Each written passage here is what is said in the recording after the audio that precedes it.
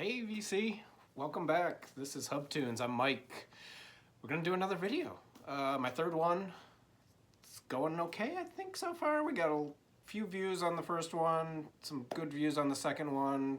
Subscriptions not coming in so fast, but I'm gonna keep making them. That's how you get the algorithm working in your favor, right? So I'm kind of amped up today. I home early from work, got my second vaccine today, so it's kind of like this giant weight lifted off your shoulders. It's pretty cool. So get vaccinated, wear a mask, social distance, wash your hands, be a decent human being. That's not political. I wanted to do some housekeeping. After my first video, I kind of felt a little bad. I didn't mention who inspired me to do all this. I don't know if I need to, but I wanted to give some shout outs. So I actually took some notes. The vinyl community is awesome. You guys are great. So much information and entertainment and stories and making me feel good about this addiction behind me. And thank you. So I just wanted to shout out a few names. I'm not going to mention everybody. I'm going to try here. First of all, Michael in Germany, in Dusseldorf. Awesome channel. You guys probably know him. Audiophile, expert on everything. Jeff Kempen, who actually lives up in Northbrook, not too far from me. I used to live in Northbrook. Steve Carlson of The Sunday Show. Vinyl Richie, keeps me giggling. Cosmic Brian, keeps me giggling. Bob Bradley, great channel. You guys got to check him out if you aren't already. Then Michael in Austin, well, formerly of Austin, now of Los Angeles, noted and archived. And of course, Mazzy. Mazzy has really just helped us all get through, I think, this pandemic. So I will leave all the links to their channels down below as soon as I figure out how to do that. And so let's get on with it. What I was kind of thinking about doing today, I think it was Bob Bradley. A couple weeks ago, he did a video of taking like the masterpiece of a certain artist and then following it up with, well, what do you do now? You know, we have the classic Blue Note releases. This is gonna be a jazz video, by the way, so if you're not into jazz, just click like and leave. So he did this video of, we all have the classics and we have the tone poets and they're great, such amazing releases. But where do you go from there, kind of thing. So I am gonna do that. I'm kind of falling off of his video. So what I did was I think I picked 6 or 7 records that are, I think, fair to say masterpieces. I don't think that's going to be the controversial part of this video, if there is any controversy. And then I picked a follow-up, what I have been turned on to in that artist's, what I've been turned on to by that artist in their discography. So enough, I think you probably figured it out. It's not that complicated. So we'll start with this. Miles Davis, Kind of Blue, one of the greatest jazz albums ever recorded, one of the most popular, one of the biggest selling jazz albums ever recorded. Not controversial. I'm not going to get mean comments about that. Stunning album. Do I listen to it very often? I really don't. I just don't. Was there a time in my life that I listened to it constantly? Yeah, there was. It got me into jazz. It's one of the first jazz albums I ever bought. It's a masterpiece. So you can dive, Miles, come on. I'm gonna divide Miles into early and late. So we'll do the earlier stuff and then I'm gonna do the fusion later. So earlier stuff.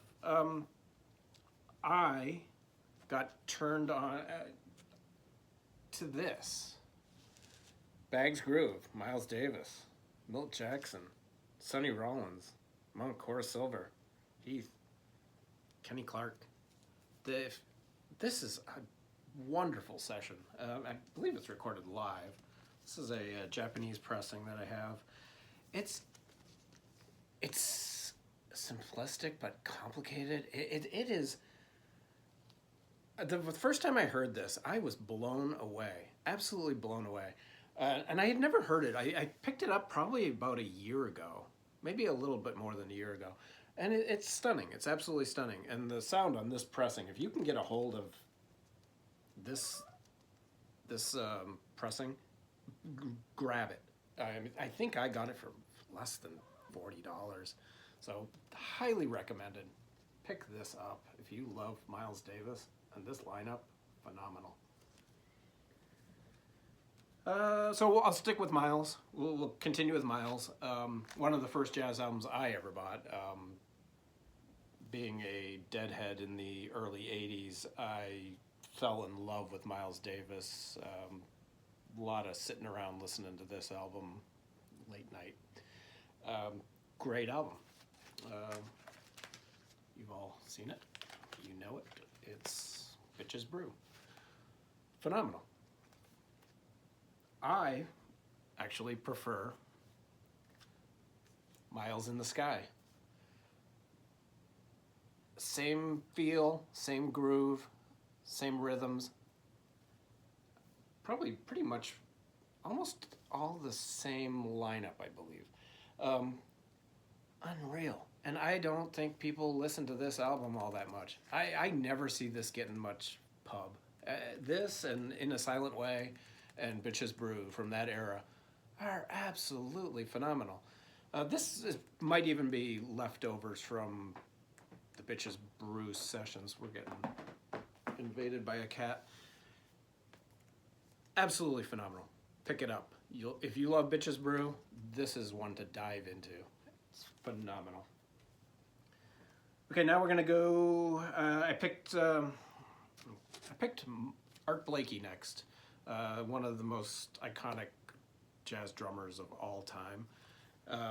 I have a kind of placeholder copy of Monin. Obviously, originals are impossible to find or very expensive, so I'm very much looking forward to the Blue Note Classic release so I can get rid of this copy because it sounds okay. The sourcing is questionable. I don't even know what the source is, and they probably didn't either. Who knows? It's a questionable copy. It's fine. It's a placeholder. I can wait a few more months until the classic comes out. I actually, while Monin is a masterpiece, I prefer Indestructible. This is fantastic. This is unreal. Lee Morgan, Curtis Fuller, Wayne Shorter, Cedar Walton on piano, Reggie Workman on bass, and Art Blakey on drums. I don't know, maybe you guys comment below, but I find this more appealing than Monin. I get Monin.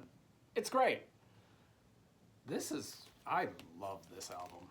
Absolutely love it. This is a Blue Note 80 release. Sounds absolutely phenomenal. And yeah, this one, Monin and Indestructible. Okay, next up, I picked, everyone's talking about it, the Sidewinder.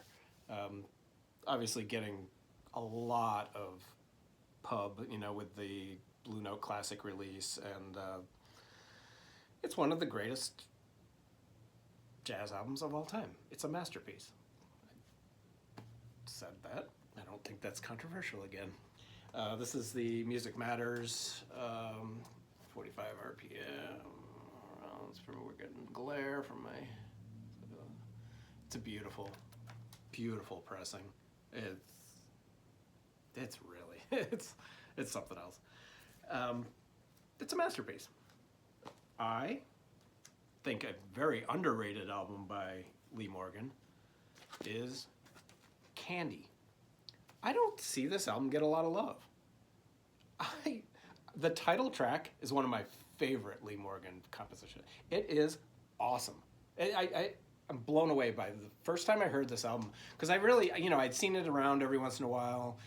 You don't see a lot of people talking about it, but I've seen it in the store, and I passed it up the first time I picked it up or walked past it, and finally I was like, you know what, I'm gonna grab it.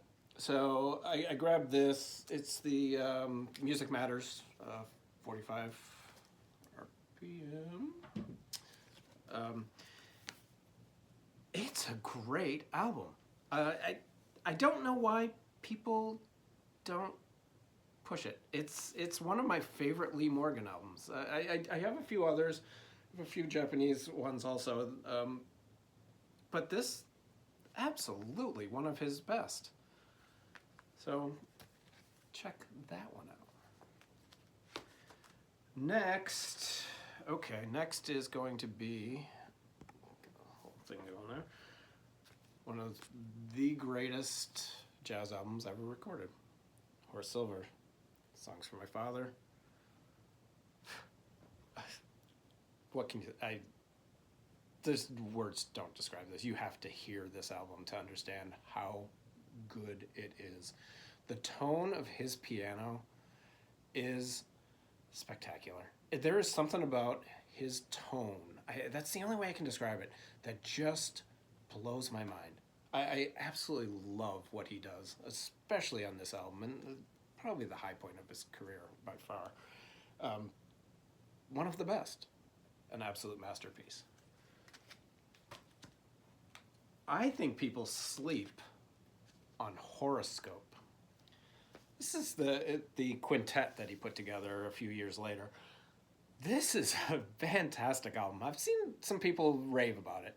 It's not like it goes under the radar, but I feel that, man, maybe it's the cover. This is a Blue Note. Yeah. Maybe it's the cover. Throw people off. They're not expecting something. I don't know. I don't know. It is awesome. Do not sleep on this Horace Silver Quintet album. It is one of his best. So pick that up. This glare. There we go. Okay. Next up, we're going to do Sonny Rollins, Saxophone Colossus. Considered probably his best. It's a masterpiece. It's one of the great jazz albums ever recorded. Tommy Flanagan, Dud Watkins, Max Roach. Smoking. It's a great album. This is actually I picked this up a few years ago. It's on blue vinyl, and obviously original copies of this are hard to find and super expensive. And I was doing some reading, and somebody posted something somewhere that this is actually cut by Kevin Gray. So I ended up picking it up. It was only $21, I think, and it sounds fantastic. I have no issues with it. Would I like an original? Absolutely, but I don't see that coming into my collection anytime soon. But no, this is a great placeholder for now. I'm more than pleased with it. But an album that does get some love is The Bridge. This is a French copy, a French pressing of The Bridge, Volume 1, and then Volume 2 is with Coleman Hawkins, who I think is stunning. He is amazing, and I posted something a couple of weeks ago that I felt Coleman Hawkins was a little underrated, and I got torn apart because apparently no one thinks he's underrated.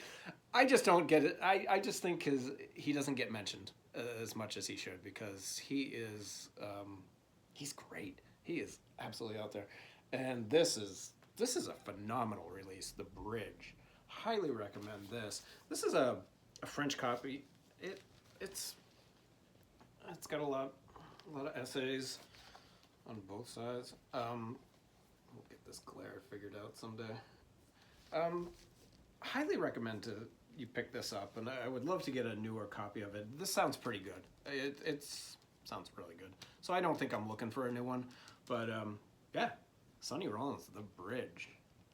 Highly recommend this. And then I have one more, and I kind of wanted to just throw this in there. it's not your classic hard bop or anything like that, but it is an album that I think in its time and place, and especially in my life, meant a lot to me. I used to listen to this album constantly. Is Pat Metheny, American Garage. Probably the Pat Metheny Group's masterpiece. This is probably their biggest selling album. I mean, I could be wrong. I don't know the numbers, but this album was huge and won him a lot of Grammys. This is a great album, you know, with Lyle Mays and Mark Egan and Dan Gottlieb. It's a wonderful album, and it's probably it's the Metheny Group's masterpiece in my mind. But what I really like, and if you like Pat Metheny, his guitar work, I like Pat when he's a little more stripped down. I like the group every once in a while. I love his solo stuff with Lyle Mays. So Fall, Wichita Falls is probably another masterpiece. But I tend to like Pat a little more stripped down, and this album is New Chautauqua, and it is just Pat. It is Pat on electric 12-string acoustic guitars, 15-string harp guitar, and electric bass. Pat pulling the load. Pat can do that. This is fantastic. This is more acoustic, a little less produced. Some of the Metheny Group stuff can be a little overproduced, as is most ECM recordings. I'm not a huge ECM person. I do have some that I absolutely love, but I gotta be in that mood. And this is one. This is one that I highly recommend just picking up, and you can get this for $5 or $6 in most bins. So yeah, New Chautauqua, Pat Metheny. Pick it up. And that was it. Just wanted to do a quick video. 17 minutes, that's not bad. Somebody will watch that. So yeah, it's going good. I want to thank everyone who has subscribed and viewed. Got a few subscriptions and talked to a few people, starting to get a little ground moving here. So I appreciate it. So questions, comments, snide remarks in the comments section. And have a great day. Everyone stay safe.